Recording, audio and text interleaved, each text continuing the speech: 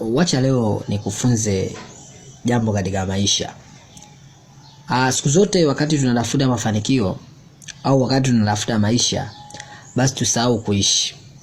Namkuta mtu anatafuta maisha au anatafuta mafanikio kiasi kwamba anasahau kabisa kuishi.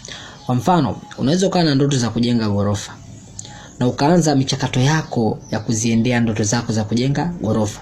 Wakati una ndoto za kujenga ghorofa, lakini huku pia usisahau kuishi, kwa sababu unaweza ukajikuta umemaliza kujenga ghorofa, halafu nguvu za kupanda katika ngazi za ghorofa ili kwenda juu kabisa ikawa zimefanyaje? Zimeisha. Wakati tunatafuta mafanikio tusisahau kuishi, kwa sababu unaweza ukasema nasubiri nipate pesa au nasubiri nifanikiwe ndio nyumbani kwangu nile vizuri. Siku moja ukipata pesa, sio vibaya kujitoa out. Yaani sio vibaya kwa siku moja kutumia 30,000 katika kipato chako cha shilingi 50,000.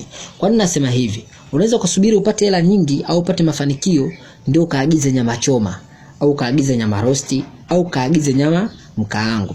Lakini unajikuta wakati huo tayari umri umeenda, meno yameng'oka, kwa unajikuta umepata mafanikio au umefikia kwenye malengo yako, lakini tena uwezo wa kutafuna nyama hauna. Kwa wakati unatafuta maisha, tusisahau kufanyaje? Tusisahau kuishi. Siku moja ingia dukani, nunua shati la shilingi 50,000, nunua shati la shilingi 20,000, nunua suruali ya shilingi 80,000. Yote hayo wakati tukiyatafuta maisha, tunatakiwa tusisahau kufanyaje? Tusisahau kuishi. Yaani kweli tunatafuta maisha, lakini pia tusisahau kuishi katika hao maisha.